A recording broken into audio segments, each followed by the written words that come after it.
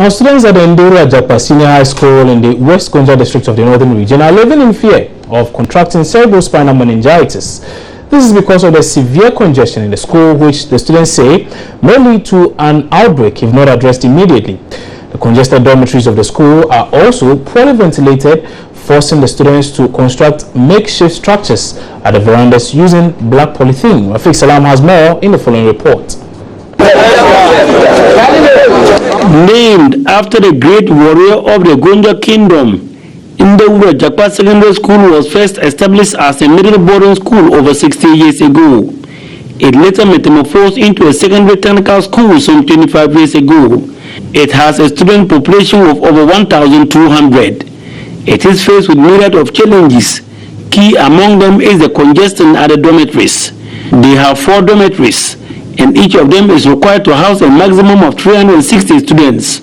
It is, however, not clear as to the number of students who are staying in these dormitories, but the numerous makeshift structures made from black polythene used to partition the verandas clearly paint a picture of overcrowding at the dormitories. The unfortunate ones among them have to lie on their beds in the open veranda with the insecticide mosquito nets not only protecting them against the bites of mosquitoes but also serve as a protective cover against the vagaries of the bad weather. The students have fears that there may be an outbreak of cerebrospinal meningitis.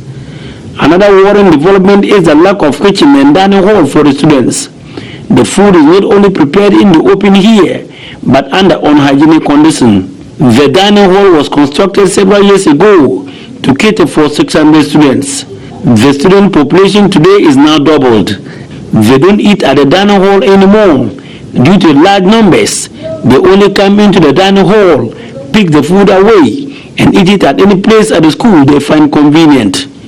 In a bid to address the challenges, the government, through the Ghana Education Trust Fund, is constructing a dining hall complex and a boys' dormitory that has the capacity to accommodate 3,500 students. Now, head of prosecutions for the Ashanti Regional Police, Emmanuel Akono, says a fine of 1,200 Ghana cedis slapped against Maxwell Kofi Jumah, convicted of destroying electoral materials, is enough punishment for the act, contrary to suggestions by a section of the public. The former mayor of Kumasi was arrested last year for destroying one of the albums being used for the NPP parliamentary primary for Asokwa at the Ahinsan Youth Center in Kumasi. His aide, Richard Oscar, was also arrested for preventing the police from arresting his boss. After a year of trial, they were both convicted on charges of causing unlawful damage, contrary to Section 226, subsection 1 of the Criminal Offences Act. Now, there have been mixed reaction on why the prosecution decided to charge Kofi Jumah under the Criminal Offences Act instead of the elections offences, which holds stiffer punishment. But head of prosecutions for the police in the Ashanti region, Superintendent Emmanuel Akono, tells Uraso Sayadonko that the decision was made by the Attorney General's office. And as you are aware, this case went for a full trial when Maxwell Kofi Jumah was put before the court. Initially, he wrote a petition to the Attorney General, requested Attorney General to call for the docket and for study and advice.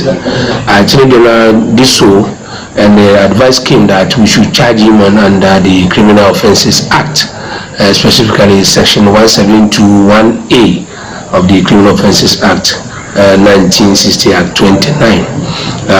He was charged. There was another person who was charged differently from what Kofi Jumah was charged. He was charged for resisting or preventing the police to arrest the Kofi Jumah.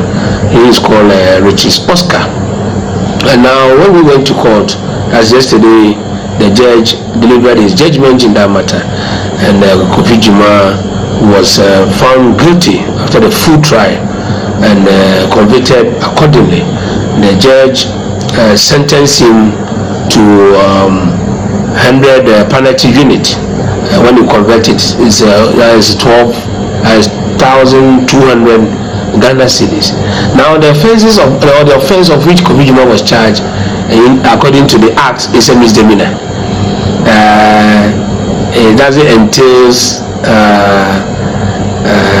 custodial sentence, although the custodial sentence may be the discretion of the court or the judge. You may convict him and sentence him to maybe imprisonment. However, the judge took certain things in consideration, especially his age, that he is 65 years, he's a family man, to having children, responsible person, and he gave him that sentence. To me, that sentence or the fine is not a lenient one. The judge did not deal with him leniently. It's enough.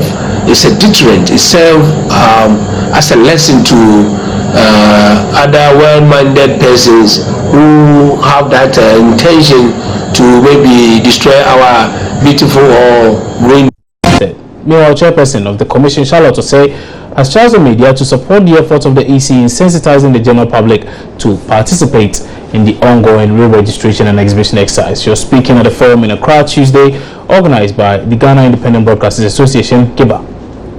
Today is the 9th day of the ongoing voters register exhibition exercise and the re-registration of the deleted NHIS cover districts. While the Commission is doing all it can to drive enthusiasm among the public to visit their polling stations and check their details and get verified so they can vote, it is important for the media to support the Commission's efforts by dedicating more airtime to encourage registered voters to participate in the exercise. The level of influence and control the media has on society was aptly captured by the African-American civil rights activist Malcolm X when he said, "The media is the most powerful entity on earth.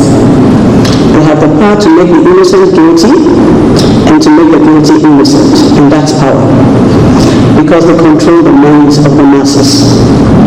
In the interest of our country and our collective future, we at the Electoral Commission urge the media to use this most powerful of weapons with the utmost care and in the collective interest of Ghana. Bad journalism everywhere and anywhere is a threat to peace, political stability, and democratic growth everywhere. Therefore, in a highly charged election year such as this, a code of conduct of this nature becomes not only important but also very critical. Despite our impressive track record, we are not prepared to be complacent. As a result, we have accepted from the political parties and other stakeholders, and we are implementing about 8 internal reforms and 27 electoral reforms aimed at making this year's elections our best ever. Key among the reforms is a more transparent and inclusive results transmission and collation process from polling stations to the constituency and from the constituency collation centers to the more open and transparent National Results Collation Center, which will replace the previous stronghold concept.